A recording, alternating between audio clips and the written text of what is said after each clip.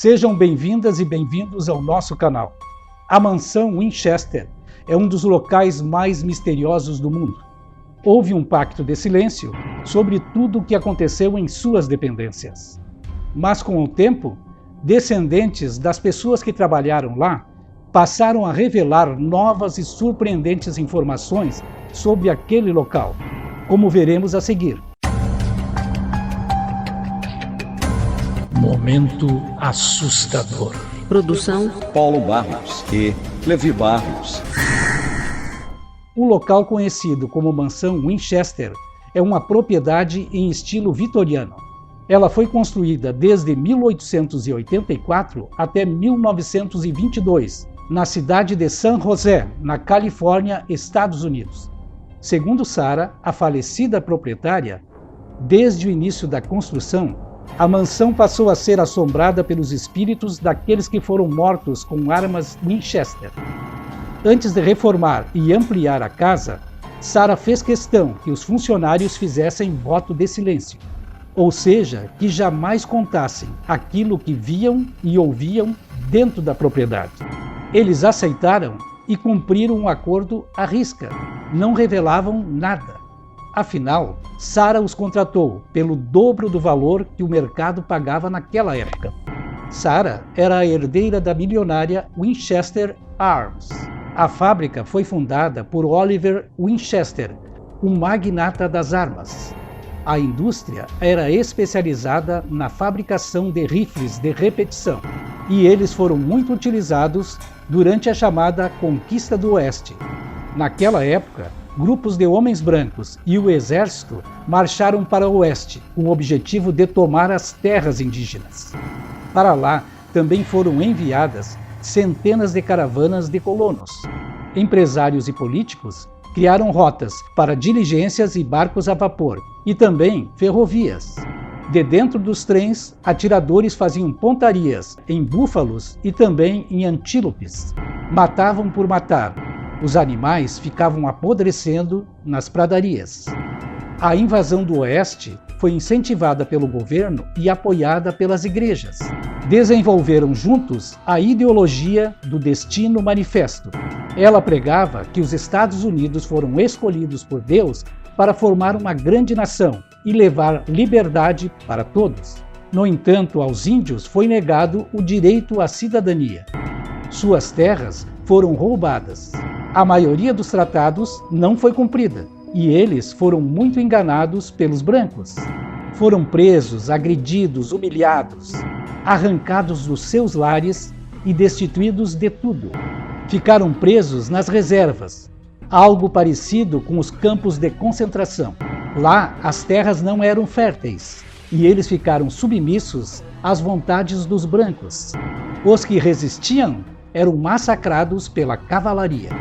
A cavalaria usou armas Winchester para matar idosos, mulheres e até crianças. Rifles Winchester também foram usados contra as famílias dos colonos e também contra todos aqueles que reclamavam das injustiças. Alguns banqueiros, fazendeiros, militares e políticos possuíam milícias, ou seja, bandos de malfeitores. As atrocidades contra os índios foram retratadas no livro Enterre Meu Coração na Curva do Rio. Parte do genocídio foi liderado pelos seguintes generais: George Custer, William Sherman, Philip Sheridan. Este último foi o autor da frase "Índio bom é índio morto". Eles contaram com a bênção do governo, cujo presidente era Abraham Lincoln. Bem, vamos voltar agora à família Winchester. Em 12 de julho de 1866, Sarah e William tiveram uma filha. Seu nome era Annie. Poucos dias após o seu nascimento, a fábrica começou a produzir um rifle com o nome da família. Ele era ainda mais mortal. Disparava 17 tiros contínuos sem precisar de um novo carregamento. Poucos dias após esse evento, Annie, a filha de Sarah, teve uma morte fulminante. Faleceu de um mal conhecido como marasmo, uma forma crônica de desnutrição. A partir daí, começava um longo período de infelicidade do casal. Sarah entrou em depressão e nunca mais se recuperou daquela perda, e também nunca mais conseguiu engravidar. Em 1880, o pai de William, o fundador da Winchester, também morreu. Ele deixou as ações da empresa para William, seu filho homem e marido de Sarah. Estranhamente, não dividiu aquelas ações nem com a mãe de William e nem com suas irmãs. Menos de 3 meses depois, foi a vez de William Winchester. Ele morreu de tuberculose e deixou uma enorme fortuna para Sarah. Ela herdou 20 milhões de dólares, algo acima de 500 milhões de dólares nos dias de hoje. Além disso, uma renda de milhares de dólares por mês e 50% das ações da empresa. A fortuna não consolou Sarah. Ela se sentia cada vez mais infeliz e totalmente sozinha. Ela também começou a sentir a presença de espíritos e acreditou que aquilo era uma maldição para sua família. Tudo por causa dos crimes praticados com as armas Winchester. Sem rumo, ela procurou um médium para ser orientada. Ele realizou sessões e sugeriu que depois ela fosse embora para outro lugar. Ela fugiu e em 1884 comprou uma casa em San José, na Califórnia. Segundo a sua percepção, os espíritos a seguiram. Então, ela participou de outra sessão. Dessa vez, uma médium sugeriu que ela ampliasse a sua nova casa e que ela criasse ambientes para abrigar e apaziguar os espíritos raivosos. Por essa razão, ela contratou funcionários que começaram a trabalhar 7 dias por semana, 24 horas por dia. A casa chegou a ter 7 andares. Após um terremoto, parte dela desabou, mas Sarah ainda manteve 4 andares. Na percepção de Sarah, a construção não poderia parar nunca. Se parasse, seu coração também iria parar. A construção durou 38 anos e não foi planejada de forma convencional. Em seu interior, existem muitas coisas estranhas. Alguns quartos têm janelas para outros quartos. Existem escadas com tamanhos diferentes. Algumas terminam no teto, não levam a lugar nenhum. Existem portas e janelas que se abrem para paredes sólidas, outras para corredores sem saídas. Existem portas que, se alguém passar por elas, cairá no espaço. A casa é uma espécie de labirinto. Tem 160 cômodos, 40 quartos, 13 banheiros, 47 lareiras, 2 porões e 10 mil vitrais e vidraças. Com o tempo, Sarah começou a sofrer de artrite. Por isso, mandou instalar 3 elevadores e construir escadas em forma de rampa. Ela mandou criar passagens secretas para ir de um lugar até outro, para que pudesse se locomover sem que ninguém visse. Agindo assim, ela não seria seguida pelos espíritos. A cada noite, Sarah dormia num quarto diferente. Desta forma, ficaria muito mais difícil dos espíritos encontrá-la. Antes de continuarmos, dê o seu like, inscreva-se, compartilhe.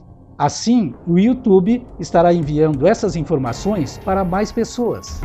Com o tempo, os funcionários da casa começaram a revelar para os seus parentes aquilo que eles haviam mantido em segredo. Contaram que frequentemente enxergavam vultos sombrios caminhando pela mansão e também nos corredores, nas escadas, nas janelas. Alguns contaram que sentiam calafrios e que também tinham a sensação de serem observados e tocados. Ouviam passos, vozes, gritos e choros de desespero. Às vezes, lá dentro, o ambiente era macabro e tenso. Sarah faleceu em 1922, com 82 anos. Deixou a maior parte do que tinha para sua sobrinha, Mary Ann Merriman. A sobrinha retirou tudo o que queria e pôs a mansão em leilão. A casa foi considerada inaproveitável por causa das suas divisões. Após ela ser esvaziada por completo, o investidor a comprou por $135 mil.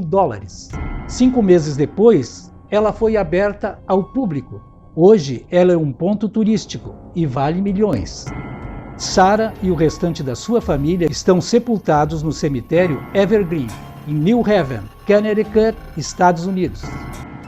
Envolvidos naquela atmosfera de terror, como terminaram as vidas dos generais e do presidente. Aqueles homens poderosos foram também responsáveis pelos genocídios. Todos eles tiveram mortes dolorosas e muito infelizes. Dos 4, apenas o general William Sherman se arrependeu dos males que praticou. Ele confessou: "Estou cansado e enjoado das guerras. A glória não é mais do que a luz do luar, é passageira. Somente os tolos, que nunca ouviram os gritos e os gemidos dos feridos, defendem a guerra e clamam por sangue e destruição. Na verdade, a guerra é o inferno." Em seu discurso de junho de 2019, o governador da Califórnia, Gavin Newsom, comentou sobre o genocídio indígena. "Aquilo foi um genocídio. Não há outra forma de descrevê-lo. E é assim, como genocídio, que precisa ser revelado nos documentos da história." Na próxima semana, estaremos trazendo mais momentos assustadores. Nos veremos a partir da próxima quinta-feira. Até lá! Momento assustador. Produção Paulo Barros e Levi Barros.